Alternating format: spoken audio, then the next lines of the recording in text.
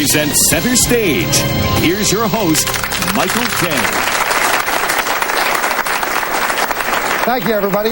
Welcome to Center Stage. Today's guest is a bona fide NBA superstar and aerial artist. He won the Rookie of the Year award, the NBA Slam Dunk Contest, and a gold medal at the Olympics.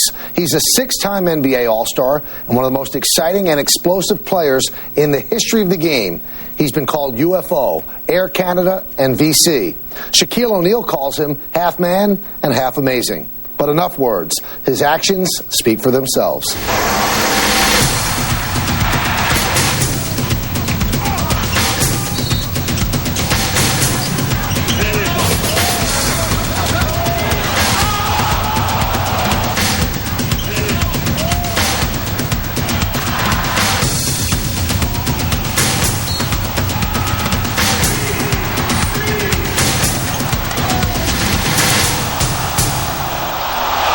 Please welcome number 15 of the New Jersey Nets, Vince Carter.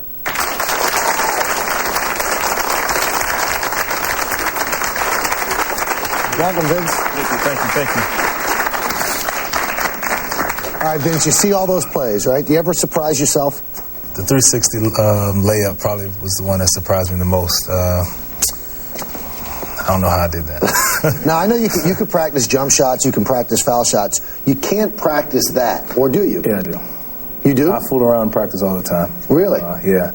When I first got here, that's one of the things that Jason was saying, was like, now everybody's trying them. You know, I try all the crazy moves because, and coach at first was like, hey, cut that stuff out, until I started doing it in the game, so now it just doesn't bother me. So it actually helps you in the game, right? Because sometimes that's the only way to get off a shot. In my mind. Not in his. I don't know. All right, now you grew up in Daytona, Florida. Did you love or hate the Daytona 500? Oh, no. It's okay. Isn't that sacrilege in Daytona? Yeah, he's okay. That's why I say that. I didn't hate it. You know, it's just, I enjoyed it, especially when the 500 was around, because we got out of high school early. So I get to go home early, you know, and enjoy the day, because there's millions and millions of people there. But I was on the marching band, so I actually performed in the 500 a couple of times. So, you know, that's about the closest I got to the 500. All right, let's talk about the beginning of your basketball career. I read in doing the research that you started dribbling a basketball at 2. Is that accurate? I made my first basket at 2 as well, on an NBA basket. On an NBA? How's that so? Well, you know, my uncle put me through months and months of practice and finally put me out there on the court. And he played in the NBA real fast years ago, and somehow it went in. Now, at 11, I heard that you started dunking. Yeah. What's that like? I mean, are you feeling like you're on the top of the world, that nobody can stop? Yeah, we were just out there trying it. You know, first, you know, you tried the tennis ball, tried the volleyball, you know, golf ball, whatever works. And and I said, hey, I'm going to try it. And I remember out there on the basketball courts on the hard top and just dunking. And I remember dunking in 7th grade in the game for the first time. Now, in 2nd grade, your mom and dad divorced. Yeah. I mean, how do you think that affected you? At that time, I didn't understand it as much, because I was one of those kids who I couldn't wait to get permission to go outside and play basketball. 6th grade is when it really hit me, but then all I wanted to do was play basketball. So as long as I had some basketball shoes in the basketball, I was good. Now, your mom remarried. She's a teacher, Michelle, and she remarried a teacher named Harry Robinson. And he was kind of like your second dad, right? Yes. Almost like your real dad. Yeah, he was there from that day on, and just taught me how to be a man. And he wasn't an athlete, but he really helped me work on my game. And he was like there to rebound. He was an encourager, you know, which meant a lot. And he's also the one that got me started in playing in the band. Now, Oliver Lee, your cousin, your uncle? Your uncle. He played at Marquette. Pretty good player in Marquette. Sure was. Did he see in you right away, hey, this guy has the goods to play in the NBA? I think so. That's why he put me out there at 2, I guess. And it's funny. I was just telling a story a couple of days ago that when I was in high school, my high school coach always would wonder why there was this guy at all of our games on the road heckling us. And, you know, I didn't say anything for a while. And finally I said, Coach, that's my uncle. And he was like, he was the worst, man. You think of any heckler in the NBA, my uncle was worse. He would heckle you guys? Yeah, me. Why? Just because, you know, he's just like one of those fathers who's always rooting for his kid. Well, that's how my uncle was. Now, because of the fact that you were so good at such an early age, you would think, so it happens sometimes, parents pamper the kids, give them whatever they want. Did you have that kind of existence? But my parents? Yeah. No. Not at all. Did they push education? My mom's my teacher, my aunts, all my aunts are teachers, my grandmother's a teacher, so it was education galore. Right. And that's all. It was education first, you know, it was student athlete. Who did you idolize growing up? Well, my mother, of course, Right. just for being the strong person and able to hold our family together through tough times. But I was definitely a Dr. J fan. Just because of the dunks, or? Just because of him. It was just something about him, the way he handled himself on the court and off the court. And, I've just always took to him. Let's talk about Mainland High School. Would you qualify yourself as a gym rat? Yes. All the time in there? All the time. Did you have a key? First, yes. I had a key. Really? Yes. Never I still out have of a key. Well, you still have a I still key? have the same key. Do you still go there during the off season? Yes. Really? Yes. Imagine the janitor walks by and there's Vince Carter. I still know him. Lonzie Williams is my buddy. I know him to this day. I mean, when I come back, I see him all the time. Every time I live in Orlando, but it's about an hour away. So I come back to the high school, and I still play with the guys. Right. I talk to them and just help them, and prepare them for the future. And it's fun. Now, when did you have time to play music? Because if you're in the gym all the time, you also were in the band, right? Yeah, I was What was in the band. instrument? I played. Well, my main instrument was alto saxophone, and then I moved to tenor saxophone, and then I played a little bari saxophone. So I ended up playing all the saxophone, and I kind of got bored, and I taught myself how to play the trumpet, how to play the tuba, trombone, clarinet, the drums. Now, you were good at all. It wasn't just like three blind mice. I actually got a full scholarship offer to Bethune-Cookman College, which is a black college in Daytona Beach, to be in the band, but basketball's first. I guess. Now, let's talk about your senior year, because I guess you were Player of the Year in Florida in '95. And let's talk about the thought process of doing what Garnett did. How close were you? And Not even close. No way. No way. That never did crossed people my try mind. to push you that way? No. I mean, a couple of people say, hey, Kevin Garnett went, bro, you should try. I knew I wasn't ready. It was like, I want to go to college. I want to enjoy the college life. I want to do my 4 years and go from there. Hopefully I got the opportunity. NBA was definitely on my list. I thought about it, talked about it, dreamt about it, worked hard to get to it, and that was it. It's like, I'm going to take all the steps needed to get there. But skipping college, wasn't for me. All right, we'll be back with much more with Vince Carter right here on Center Stage. So stay where you are.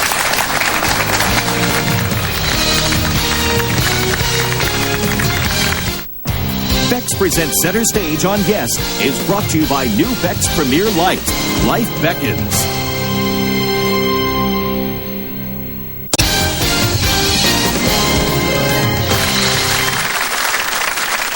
Welcome back to Center Stage, everybody. I'm talking with Vince Carter. So Bethune-Cookman wanted you to play music. They were giving you a music scholarship, but there were about 80 other schools that wanted you to play basketball. Yeah. You chose North Carolina. Yes. Tell me why. Well, I narrowed it down to Florida State, Duke, and Carolina. Rivals, Really? Florida State, Duke, and Carolina. So went to Carolina, and it blew my mind away. Not just, just the tradition, not just everything they had to offer, and the opportunity for me to play and be productive, and just everything. I think Coach Smith, just as a person, he takes the time to just not it's your family. It was amazing. Every time you come in, he's like, "Hey, how's your brother Chris? How's your aunt? How's your mother? How's your dad?" It was just amazing. And he really cares about you, the person, not just you, the player. I would think that a player of your level at that time, there are probably people recruiting you. I'm not saying Dean Smith did this. Probably people recruiting you that are trying to tempt you with a lot of things. Did that go on? Oh, of course. Really? I'm not gonna lie. Yeah, I mean, it was definitely a lot of that going on, and I was a scaredy cat at that time. I was a chicken. I knowing me, I would take it. I wouldn't tell anybody, but I would just have that. Yeah, I did it on my face. Right. Money, cars, girls. Yeah. No, money and cars. So I was just like, yeah, that's not for me. I didn't want to take that chance. I've tried to do it the right way for so long, and to cheat. My goal, to take the shortcut. Why do it now? So I was North Carolina had so much. I wanted a place where I can go and still feel like home, and Carolina definitely was that. Now, the interesting thing about North Carolina is that Dean Smith historically did not let freshmen start. I mean, every now and then he did. He didn't let them play that much either. How did you work around that? Well, we're lucky that year Antoine Jameson was there, and myself and Ademola Okulaja, who ended up going overseas. And the position for Jerry Stackhouse and Rasheed Wallace just left. And Jeff McGinnis, who's now my teammate, was there at the point guard. So there was a 2 spot and a 4 spot. So Antoine started, and I got the opportunity to start. So I was lucky. But you were not great in that freshman year, right? Well, I had a rough time. It's just it's because there it's you know, like you said, he doesn't like freshmen, but at the same time, Antoine was playing so well, so it was kind of rough for me and just finding my niche at first. And you know, I sat and talked to him and said, hey, what do I need to do to be a better player for this team? You know, it wasn't about me, and you know, he teaches team, never I. So I'm just trying to find my way, and once I did, you know, it was off and running. Now, that summer after your freshman year, you stayed in Carolina and worked at a basketball camp. I think a guy named Michael Jordan ran it. Yeah, I do a couple of his camps. How was he to? I mean, I heard he's not the greatest guy to practice with because he's nasty. No, he's not, man. He does a lot of talking. Don't let it fool you. That guy, man. He'll talk you out of your game. Really? Oh yeah, but it's fun because I learned a lot from him. Took a beating from him, you know. Took a mouthful, earful from him. But it was, you know, you learn so much. You learn some of the tricks of the trade, and you know, it just helped me. I'll tell you what, if you've never been to Carolina, they call it Blue Heaven. It is the most beautiful place in the world. It is. I mean, and it's really the intimidating factor before the game starts. It's funny to see because when you see teams that come in there and you see all the blue in there, and then when you finally get past all the Carolina blue, you look in the stand, in the rafters, and you see all of the jerseys and you know all of the Worthies, the Dohertys, the Stackhouses. I can go on and on. Right. Phil Ford, you know, it's just you're like wow, and then you know you're still in that awe mode, and next thing you know you're down 20. Now the next year you finally get some of that legacy yourself. You guys go to the Final Four. Tell me about that. Twice, yeah. We blew it twice. All right. You know, but it was great. It was great. It was wonderful. We lost to First Arizona. Was Arizona, right? Yeah, Mike Bibby and those, and you know they ended up winning the championship. So at least we lost to the champs, right? And the next year, Dean Smith last year, right? Yeah, that was his last year. He actually retired. He broke the record early in the tournament against Colorado. We lost 2 games later, and that was it for him. And then Coach Guthers took on the helm, and you know we went right back, and we ended up losing to Utah and Mike Doliak and Andre Miller. Now, when Smith retires after your sophomore year, are you upset? Did he give any inkling that it was so weird how it happened. You know, we have this thing called the 12-minute run, and we have to run for 12 minutes around the track in front of everybody. You know, we're on the track, you know, girls, the soccer team, everybody's out there. They come to watch the basketball team run a 12-minute run. And you have to run 12 minutes. Right. And, you know, however many times you get it. So it was business as usual, and he's like, hey, we have a meeting. And, you know, you know, he always comes in, he says whatever he says. This is preseason before the season starts, and he usually tells each guy what you have to work on in front of everybody. Right. Then he sits up front, and he just has this little puzzle look like, you know, it's not Coach Smith. Coach Smith usually has his stuff together. And you can tell that something was up, and then next thing he says, you know, I'm stepping down, you know me. Yeah, right. Right. You know, and it was a shock to everybody. You know, it was a big blow to the Carolina family. And, you know, at the same time, it's like Coach Guther's there, and we all love and respected Coach Guthers. So it was tough, but it was okay.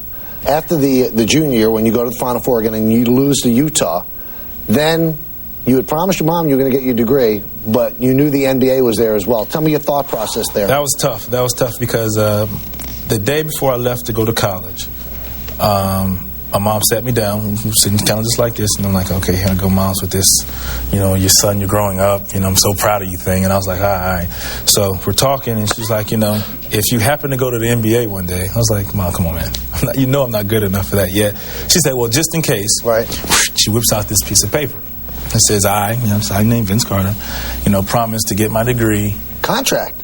So that was my saying that I'd get my degree, and you know, regardless, you know, I'd come back to school, I'd go to summer school, blah blah blah. All right, whatever. Vince Carter here, leave me alone. So it was funny. Let's go. I was ready to go, you know, excited. Right. So we're going, and she's like, you know, I'm gonna hold this. And I'm like, fine. And I remember the day I was, you know, contemplating going on, you know, pros and cons. So I'm writing down, okay, pros. I get to go to the NBA and get opportunities to be a professional player, blah, blah, blah. Cons. Well, you know, this, that, the other. And she put on there in the middle, she's like, contract. Like, well, what does that mean? You know, I could sign an NBA contract. Yeah, she's like, my contract. And she pulls it out. She's like, remember, you promised it. So I ripped it up. And for me, that was something I wanted to do. I wanted to go back and get my degree. So the year that I came out, it was lockout year, so we didn't start till January. So I did summer school, and I actually went to school the first semester of school, and before we started in January. So did that play on your mind when you made the decision? Well, it was there. Well, once you whipped out the contract, yeah. But in my mind, that's something I wanted to do regardless. Not because it was a contract, it was because I wanted to do it for myself. Well, Vince ends up signing more contracts in the NBA. We'll go over where he went, why he went there, and how it broke down next on Center Stage.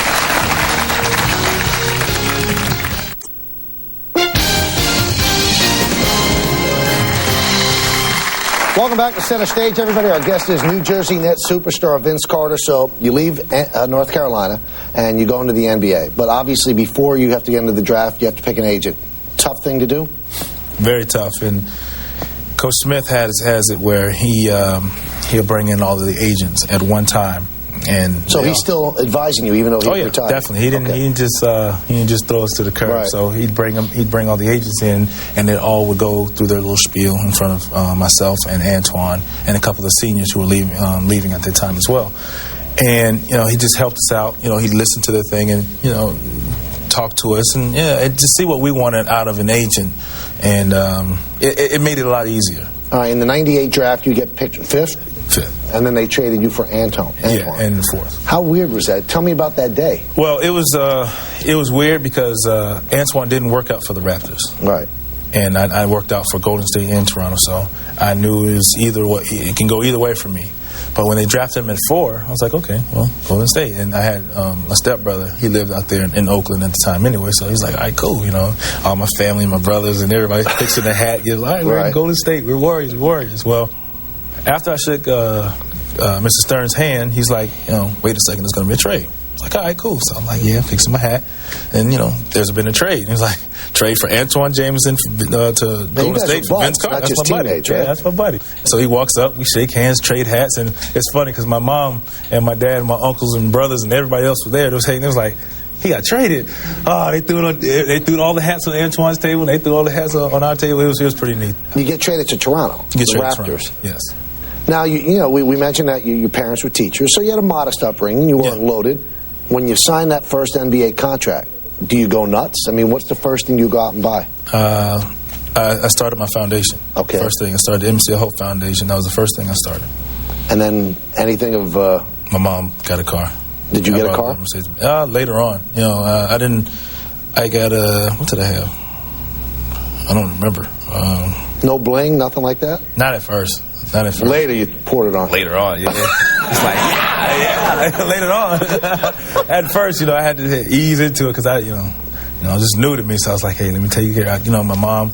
I bought her a car, just like showing my appreciation for really being on my side. Now, the first year right away, I mean, you're on the highlights on ESPN every day, and that would kill me about Canada. They didn't have ESPN when you started. It was TSN. So it's all these dunks and everything. You get the Air Canada Vinsanity. Was it too much for you? I mean, did it just swallow you? I was fortunate enough because I had Charles Oakley play with Mike Jordan. Right. Kevin Willis played with Dominique. D. Brown played with Larry Bird. Doug Christie at the time played with Magic, and I think he played with Patrick.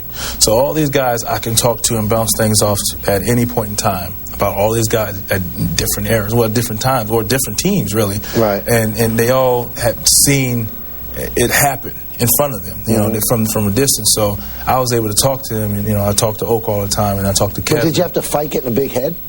Nah, like I said, Oak, man. Really? If it wasn't from my mom, if it was Oak, and they would talk, so they're like, hey, you take care of me like I got him, so, I was kept at bay. That first year, you don't make the playoffs, you just miss it, but you win the Rookie of the Year. Yeah, we didn't. We just missed it. Yeah. We choked. Right. Truth. I didn't want to say choke. Hey, well, all right. So you win the Rookie of the Year. Satisfying first year or not? It was. It was exciting. Like I said, I got a year, and it was just funny because at that time we were playing 3 games in a row, and when you chasing Reggie Miller one night, Rip Hamilton, and who knows, Chris Childer or whoever. Right. It was tough for me. It was fun. It was great to come home. And I tell you what, my high school coach probably enjoyed it more than I did, because just to hear the stories, and now he runs some of our NBA sets in high school just because he's like, hey, tell me some plays. So it was fun. And then it was a long summer, though. What'd you do in that offseason? Because of the offseason of your freshman year, you did something. You worked with Jordan. What'd you do that offseason? Well, I took my key to my to my gym and worked out with every day. And then the trainer from Toronto would come down, and Tracy and I would work out together. Oak would come like, yo, come to New York, got to work out with me. I'm on the next flight there, so work it out with him. So it was just preparing, getting myself together. Rookie of the year, so, Butch Carter was a coach at the time and said, look, you won the Rookie of the Year, you're going to have that big target on your back, so you have to be prepared. Well, when we come back, Vince becomes an Olympian and comes home with the gold. So much more on Center Stage.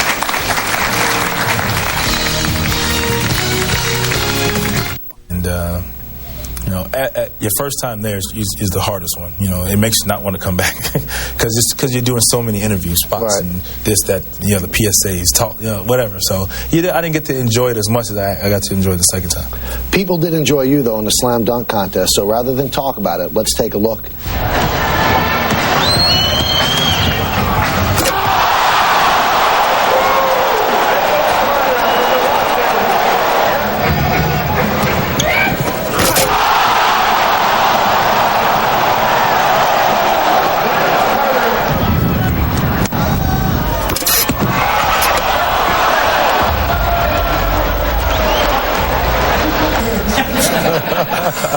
You made Shaq. I've done that last dunk, but I broke my arm on it. How did you not break that arm? Well, like I say, look, he just bought. I did that dunk. Hey, maybe you did. Could have been 6 foot. Yeah, my Nerf 7 basket. foot goal. Yeah, it could have been. Hey, nevertheless, you did it.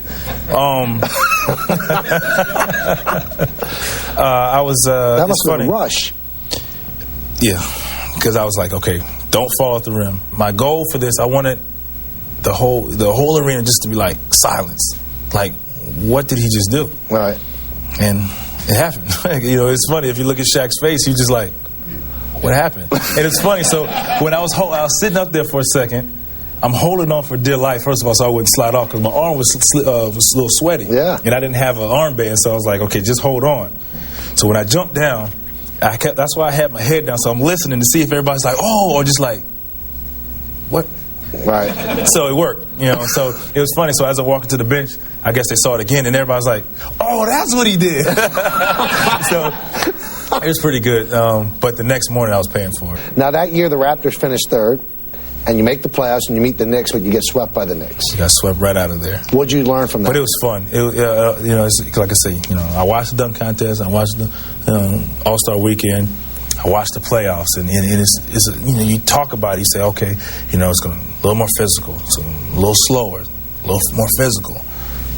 It's all that, but until you actually are a part of it and get to go through it, it was fun though, and it was tough because I'm a sore loser. I hate to lose. Right. Sometimes I walk off the court, I might say, hey. When I get home, oh buddy, I don't sleep. Really? Oh man, I play the game over and over and over, and like, all right, I should have turned that way. Maybe, whatever the case may be. And, I got my redemption next year. Well, you must have slept well in Sydney because you end up, after being initially left off the U.S. Olympic team, you're chosen to be on the team. Oh, dream come true because, it's one thing being in the NBA. It's great, 400 players or so. But only 12 guys get to go and play in the Olympics and represent their country. There's thousands and thousands of great players who've come and gone through the league, didn't get the opportunity to either win a gold medal or play in the Olympics, and I got that opportunity. Want to take a look at something else you did in the Olympics? Yeah, let's check it out. Carter inside! Woo! And the crowd responds to a spectacular dunk from Vince Carter. See, that's just wrong. I mean, Frederick Weiss will never be the same. I mean, God forbid, when he dies, that's going to be in his obituary. That's the guy that Vince Carter dunked over. I'm going to tell you a quick story. Yeah. Not real quick. He was drafted by the Knicks that year. Still hasn't shown up in New York. They told him not to come back. Really? Because of that? You heard it here first. Because of that? Because of that. Now you feel good about yourself? People believe it. The more you play, the more your mentality, and you play that way. And once we started to believe it as a unit, as an organization, we made it again. Next round, you play the 76ers. You score 50 points in Game 3. There's a Game 7. But before Game 7, you're graduating from North Carolina, and you decide to fly down there before Game 7, and you got a lot of grief for that. Why'd you make that decision, and did you know you'd get that much grief? Well, I still believe student athlete, and I will always believe student athlete, and it meant a lot to me. I made sure I pleased both sides. I left the night before. I got there that morning. We walked, got my degree, got back on the plane. The owner was there with me. We flew back to Philly. I made it there in time for shoot around. We have shoot around in the morning, like 10 o'clock. I got there at 9:45 for shoot around. I was there. It was early, 15 minutes early. Got there, did shoot around. Had a normal rest, and was able to play. Now, obviously, people would say, well, flying all that time is going to wear you out, and then you end up missing the last shot. Yeah. Had nothing to do with it. I just missed it. Really? I just missed it. Now, you're very well dressed right now. The NBA is instituting a dress code. A lot of players are saying there's an element of racism in it. Tell me what you think about it. Well, when you mention that word, it's a touchy situation, and I understand why it's brought up. The only thing I say about it is, I understand if you're injured, if you're not dressing, you should dress the part, whatever that means, whatever you like. I think, the bandanas, all that stuff, okay, leave that, because you're dressing, you're sitting on the bench. But what guys wear from the bus, behind the arena, to the locker room, I think guys should be able to wear, whoever it is, should be able to wear whatever they want. Just be presentable. Ready for audience questions? Go for it. Hi. How you doing? Hi. I just want to know, do you think that it's fair that great players like yourself are expected to be role models in the league? Do I think it's fair? It's not fair. The things that happen to us isn't really fair. But you have to understand from day one, when you walk into this business of an entertainer, you're on TV, it happens. People look at you and they put you on that stage, that plateau, and people look up to you. So I think you're automatically a role model. And I think we as players sometimes we forget that. We forget, we are who we are, and we live our life every day, but there's some little kid who might be your child's best friend still looks up to you. So I think every day you're a role model, especially if you want to be the best player you want to be up here, that comes along with it. Your next 3 seasons in Toronto, kind of disappointments, injury plagued.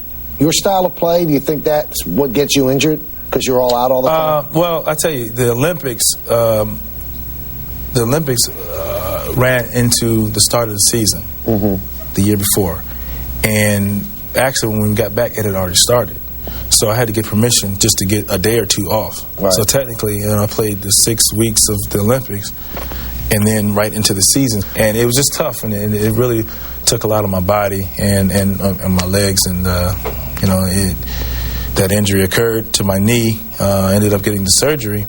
And, I just say the biggest mistake I think I made as an athlete, not really the individual, as an athlete, is that once I felt better, 30, 40, 50%, I was like, you know what, I can go back. Well, I didn't get the surgery until a little later. I tried to go back, and I ended up injuring that even more, which caused other injuries. And the biggest mistake we as athletes make is that we let the pressure of the media and or fans say, he's not this, he's not that, he needs to get back on the court, we need him to play. But if you're not 100%, it's all about longevity. And if you're not 100%, let it heal 100%, and then you won't miss even more games. And that was a mistake I made. Now, I don't know if it was a manifestation of all that, but last year, before you get traded to the Nets, things kind of get ugly in Toronto. Oh, yeah. And then you have an interview on ESPN with former Georgetown coach John Thompson where you got criticism for saying that sometimes you didn't play hard all the time in Toronto. Was that misconstrued? Yeah, it was funny because just last year, this summer, Coach Thompson came up to me and apologized for that interview. The power of editing, boy, I tell you. I only do live shows only now. I'm just kidding. It was tough. And like I say, one thing about me, I'm a patient person and I have thick skin. You can talk bad about me, you can do this, do that, but I'm still going to be the same person every day.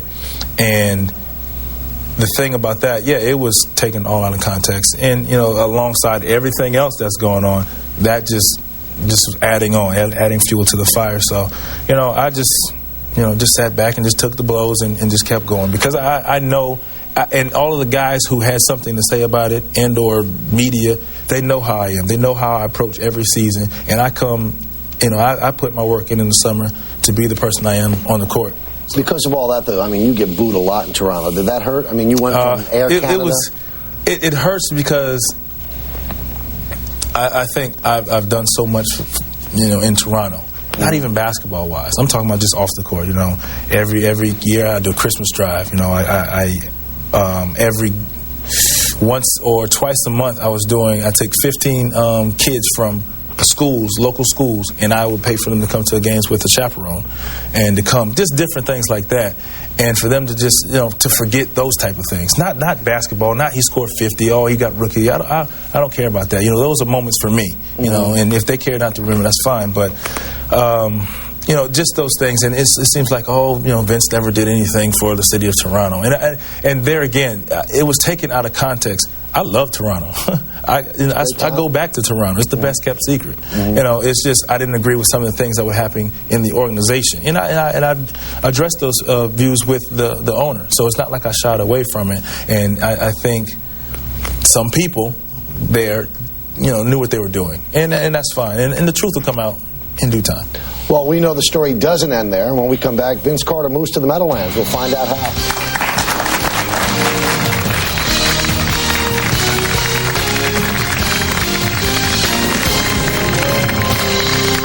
YesNetwork.com.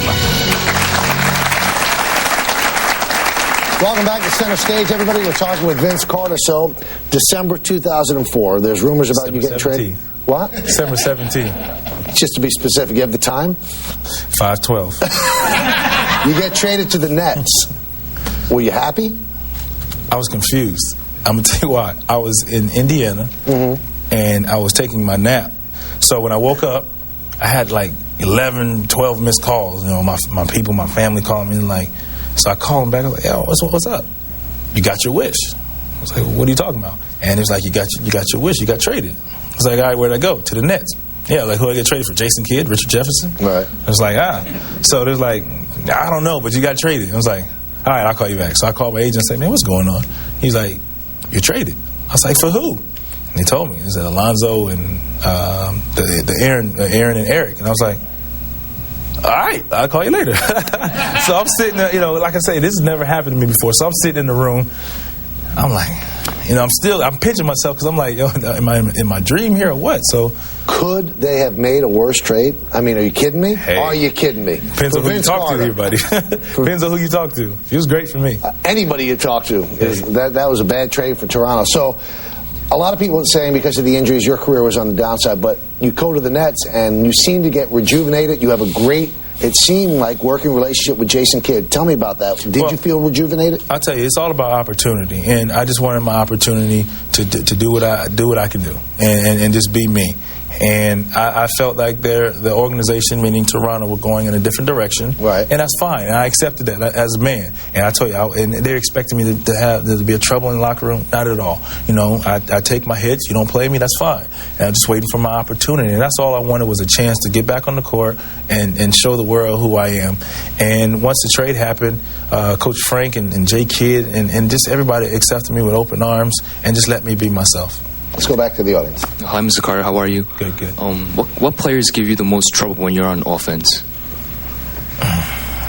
It just all depends. I tell you, individuals, there's guys who like the Ron Artests who are physical, the Bruce Bowens and Nocionis who are physical and dirty, but at the same time... Slip that in, right? Did I say that? Yeah, I think you did. With your out loud voice. Yeah, I was thinking it inside, though. But I think there's teams like the Jeff Van Gundy, the teams, the Larry Browns, the guys who strive off team defense give you the most trouble because they just load everybody to one side. And like, if you're going to take a shot, you're going to have to take it on 4 guys.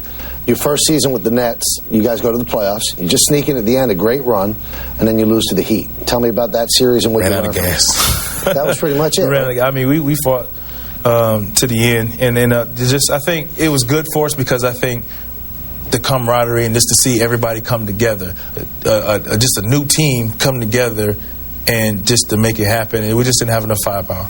Now, when you got traded, right after you got traded, Richard Jefferson got hurt. So now Richard Jefferson's healthy for this year.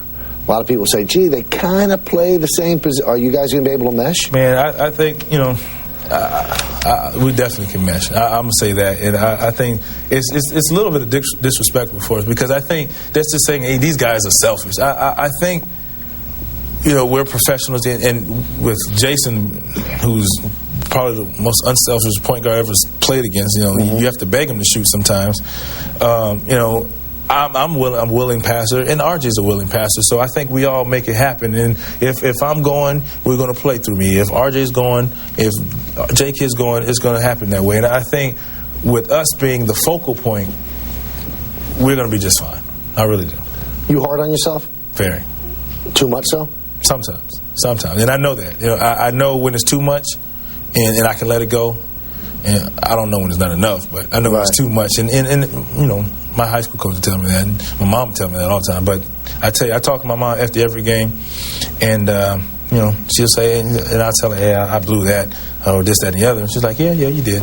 And then sometimes she's like, I'll call, as soon as she picked the phone, oh, you really stunk it up tonight.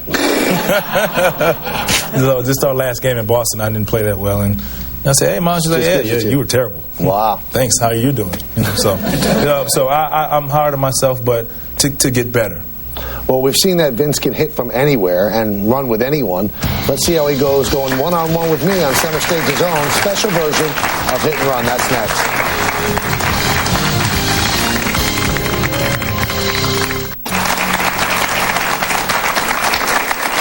Welcome back, everybody. Our guest is Vince Carter. Now it gets hard. Anything you've ever done on the NBA court, this is nothing compared to this. It's hit and run. I'll say something, you give me the first thing that comes to your mind. Ready? Let's go. All right. Don't make me Frederick Weiss, okay? Favorite movie? Coming to America. Good movie. Favorite song or musical group? Favorite song? Here I Go by Mystical. Mystical's a favorite musical group, sir? Yeah. Well, he's a guy. He's an individual, rapper. Favorite sports moment as a fan? Dr. J. Duncan on Michael Cooper. Oh, yeah. Oh, the one where he went around? Oh, yeah. Athlete you would pay to see play? Dr. J. Okay. Toughest arena to play in, college or pro? Duke. Yeah? Cameron Indoor Stadium. Is it hot? It seems hot. It's hot, and it's muggy, and I swear fog comes out of there while you're playing. I'm telling you, we had to change our, I know it's hit and run, but we had to change our plays to hand signals. Because it was so loud. Yeah, and it's only 9,000 people. Loud. Wow. Like we couldn't hear. They're nasty too, right? Very. But nasty especially smart. Duke, Carolina. Right. Yeah, boy. Don't commit a crime and go there. They'll let you hear it, buddy. If you could play one-on-one with any player in NBA history, who would it be? I'd probably say Wilt. Okay. Favorite late-night snack? Famous Amos cookies. Yeah? Chocolate chip? Chocolate chip, buddy. Favorite actor? Denzel. Hey, he went to Mainland for a year, too. Did he? Yeah. And went to Fordham, so we got something there to come. Favorite actress? Favorite actress? I have to give it to Halle Berry right now. Shocker. No, because I think every athlete we've had on says Halle Berry. All right, well, I'm going to change it up. Meryl Streep. Halle Berry. Favorite moment in your career so far? Favorite moment? My buddy Frederick. Yeah. That's my man. Poor guy.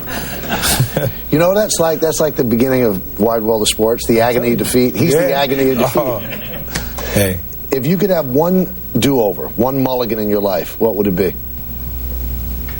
Spend more time with my grandmother before she passed. Yeah? Yeah. And finally, person you would most like to have in a foxhole with you? Jason Kidd. Really? Yes, sir.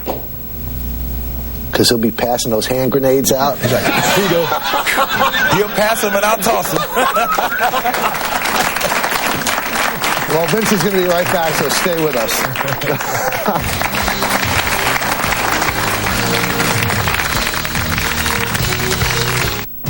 Bex presents Center Stage on Yes is brought to you by new Bex Premier Light. Life beckons.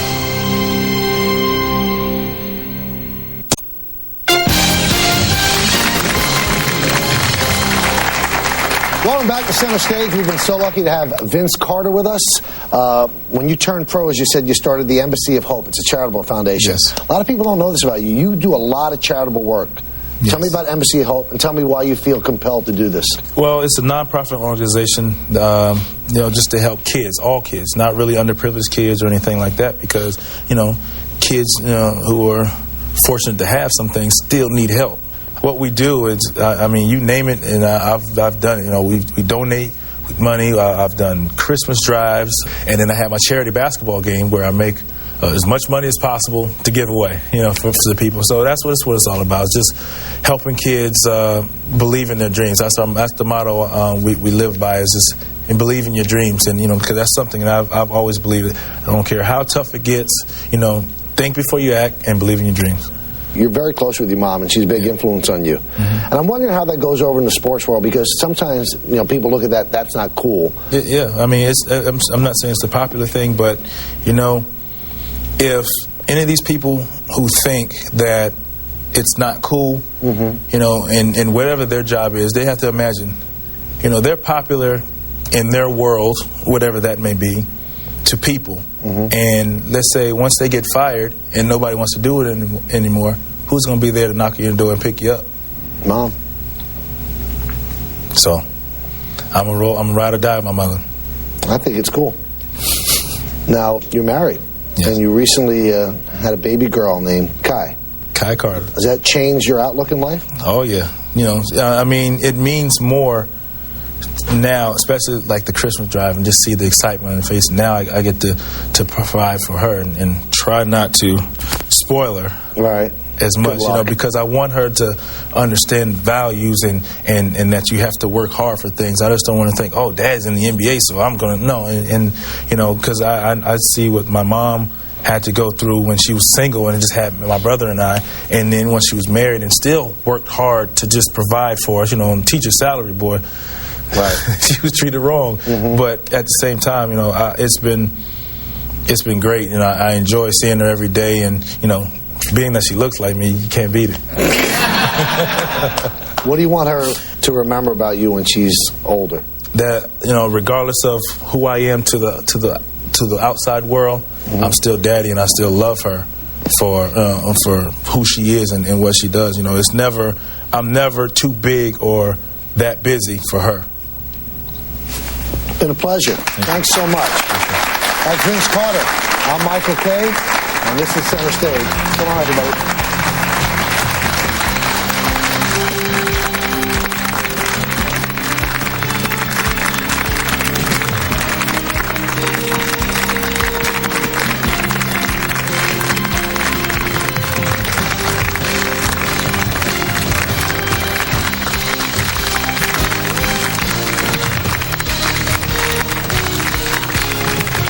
This has been Bex Presents Center Stage.